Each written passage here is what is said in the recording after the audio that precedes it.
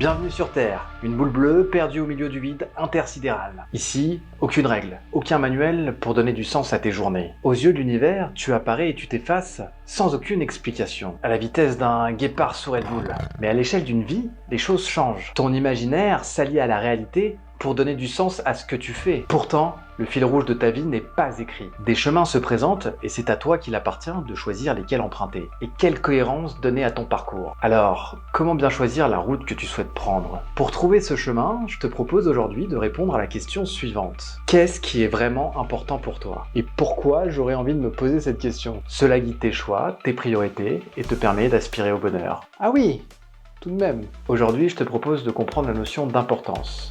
Explorer comment elle peut évoluer dans le temps et varier selon les points de vue. On va également se remémorer un moment important où tu as déjà eu l'occasion de tout changer. Ensemble, explorons les routes du possible et découvrons sur quel chemin tu peux t'engager pour profiter pleinement de ce voyage formidable sur notre bonne vieille Terre.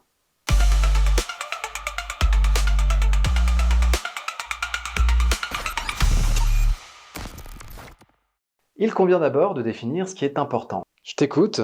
Ce qui est important, c'est ce qui a du sens pour toi, ce qui influence tes choix et te fait sentir vivant. C'est ce qui nourrit tes valeurs, tes relations, tes passions ou tes projets, et qui te donne un sentiment d'accomplissement et de satisfaction. Ah oui, et j'ai peint ce tableau il y a quelques jours.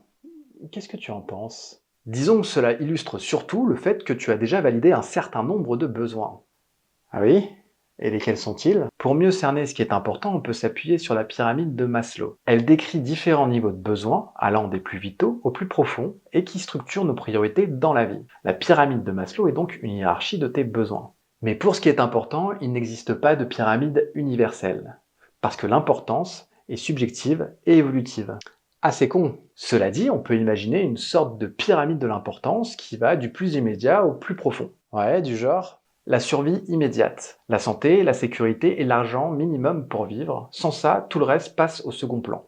La stabilité, le logement, le travail, les relations de base, c'est se créer un socle pour avancer. La croissance personnelle, l'apprentissage, les compétences, les expériences, ce qui est important, c'est de progresser. Les relations, les amis, la famille, l'amour, l'importance se déplace vers le lien aux autres. Le sens et l'impact. Les valeurs, la mission de vie, la transmission, l'important devient ce que tu laisses derrière toi. Ah oui, ça c'est le niveau légendaire. Et en fonction de ton quotidien, tu peux évoluer d'un niveau à l'autre. Mais alors peut-être que je n'aurai plus envie de peindre demain. En effet, ta boussole peut changer de direction et même s'affoler, en fonction de ton vécu, de tes expériences, de l'environnement extérieur et de ta position dans le temps. Ce qui est important pour toi aujourd'hui peut donc changer. Ce qui est important se reconstruit chaque jour en fonction des cartes que tu as en main. Chaque carte peut changer à tout moment et il faut donc rester vigilant à ce que tu veux vraiment. Et merde, tout est dans le désordre maintenant. En effet, quand tu es enfant, tu peux considérer que finir Sonic Adventure est ta quête la plus importante. Puis en grandissant, ce sera peut-être la personne que tu cherches à séduire et plus tard encore, tes enfants. Chaque jour, de nouvelles données viennent changer la donne. Ce qui est important évolue avec le temps, parce que tes besoins, tes expériences et tes priorités changent au fil de la vie. Quand tu es enfant, l'important peut être la sécurité et l'amour de tes proches, ou de mettre le feu à des trucs. À l'adolescence, c'est le besoin d'appartenance, de reconnaissance et d'identité qui prend souvent le dessus. D'où l'intérêt de mettre le feu à des trucs. À l'âge adulte, les priorités peuvent s'orienter plutôt vers la stabilité financière, la famille ou la carrière. J'imagine que c'est le moment d'arrêter de mettre le feu à des trucs. Et plus tard, on accorde souvent plus de sens à la transmission ou au développement personnel. On m'appelle l'artificier, ça va swinguer. En somme, ce qui compte pour toi est en mouvement permanent. Cela se transforme selon ton âge, ton contexte de vie et les épreuves que tu traverses. C'est en ça qu'il est nécessaire de clarifier tes valeurs, d'identifier les constantes pour toi, par exemple la liberté, la famille, l'apprentissage ou bien encore la solidarité. Écouter tes émotions. Ce qui t'apporte joie, énergie et sérénité, c'est un indicateur essentiel. Prendre du recul régulièrement. Se demander si tu vis en cohérence avec ce qui compte pour toi. Accepter l'évolution. Ta boussole ne pointe pas vers un point fixe, mais vers une direction cohérente avec qui tu es à chaque étape de ta vie. Ok, capitaine, on suit la direction. Ce qui est important, c'est ce qui mérite ton attention, ton énergie et ton engagement, car cela a un impact significatif sur tes choix, ta vie et ton bien-être. En fonction du référentiel ou du point de vue, on peut observer que ce qui est important peut varier et ne pas toujours être en accord avec ce que tu veux. Ce qui est important pour toi peut être en déphasage avec ce qui est important pour les autres, ce qui est important pour le monde, ce qui est important pour tel ou tel référentiel, la religion, la société, ta famille, tes amis, etc. Et comment on fait pour savoir ce qu'on veut alors? C'est l'endroit où tu places ton curseur qui détermine ce qui va être important.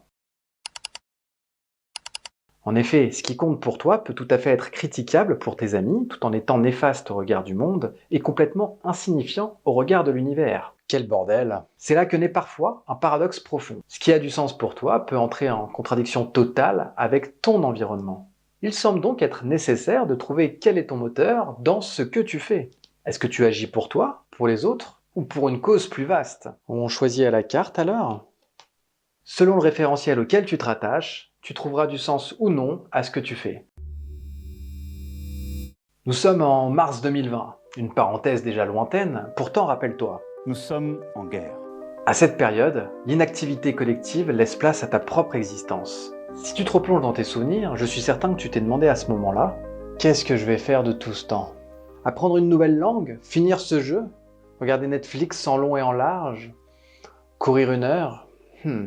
Je me tâte. Bien souvent, rien n'était vraiment défini. Rares sont ceux qui ont profité de ce temps pour se tourner vers ce qu'ils désiraient vraiment. Lorsqu'on retire les liens de la communauté sociétale, il reste parfois des individus qui ne savent pas activer leur propre GPS et se retrouvent perdus.